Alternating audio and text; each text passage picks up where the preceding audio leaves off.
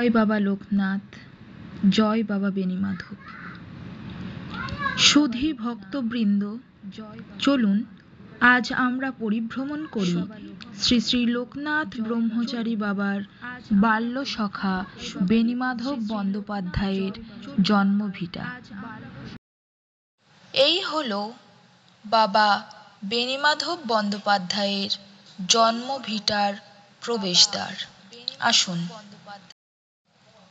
মাত্র 11 বছর বয়সে বাবা লোকনাথ এবং তার সখা বেণীমাধব তাদের গুরুদেব ভগবান গাঙ্গুলির হাত ধরে সন্ন্যাস গ্রহণ করে সিদ্ধিলাভের উদ্দেশ্যে যাত্রা শুরু করেন।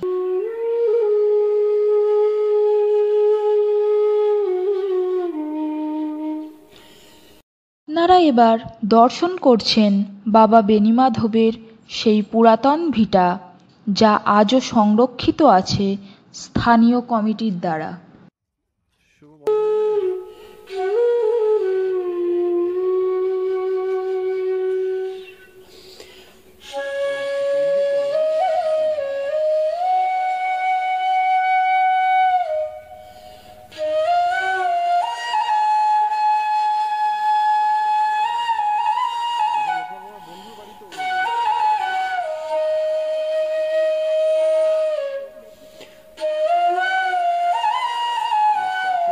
বাড়িটির দুটি ঘর ও সামনে পেছনে দুটি লম্বা বারান্দা।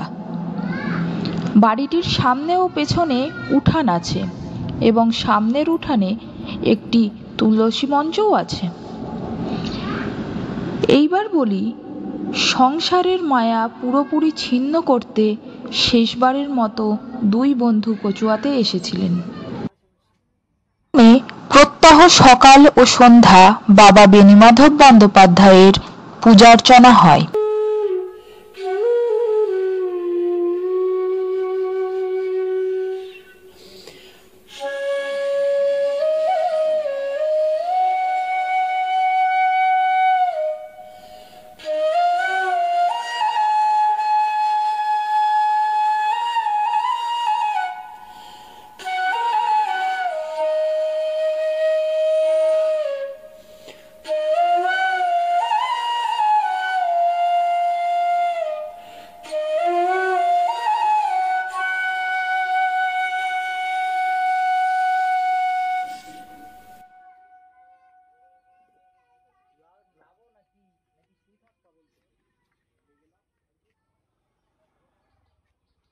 আমার বাল্য সখা যিনি ছিলেন বেণীমাধব বন্দ্যোপাধ্যায়, ওনার বাড়িতে আমরা আছি। বাড়ির ভিডিওটা দেখুন, বাড়ির ভিডিওটা দেখুন। কত পুরানো দিকে ঘর, যেটা মাটি দিয়ে লেপা আছে। পাশাপাশি দুটো ঘর আছে। সম্ভবত এইখানে উনি থাকতেন, ওনার ভাই ফাই যারা ছিলেন, সম্ভবত উনি একাই ছিলেন।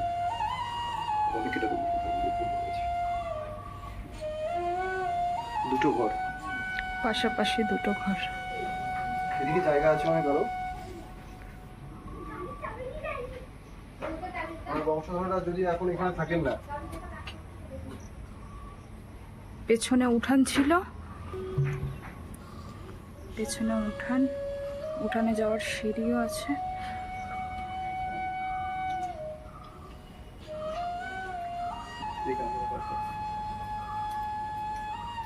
আপনারা এবার চারিদিকে আপনাদেরকে দেখাচ্ছি লোকনাথ বাল্য সখা বেণীমাধব বন্দ্যোপাধ্যায়ের বাড়ি এবং ওনার যে জমিগুলো আছে, যতটা ওনার সম্পত্তি, সেগুলো আপনাদেরকে দেখাবো দূর থেকে ফোনের মাধ্যমে। বেশি সম্পত্তি নেই, বর্তমানে ওনারা এখন কলকাতায় থাকেন। আচ্ছা, বংশধর যারা আছেন কলকাতায় থাকেন। দেখো,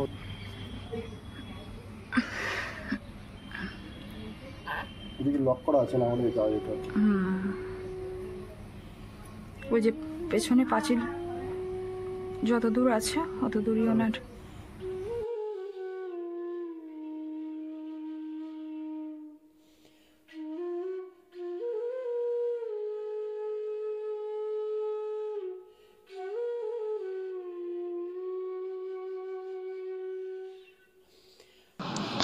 এই বাড়িটি দেখলে বুঝতে পারবেন আজও এই বাড়িটি প্রাচীন ঐতিহ্যকে ধরে রেখেছে।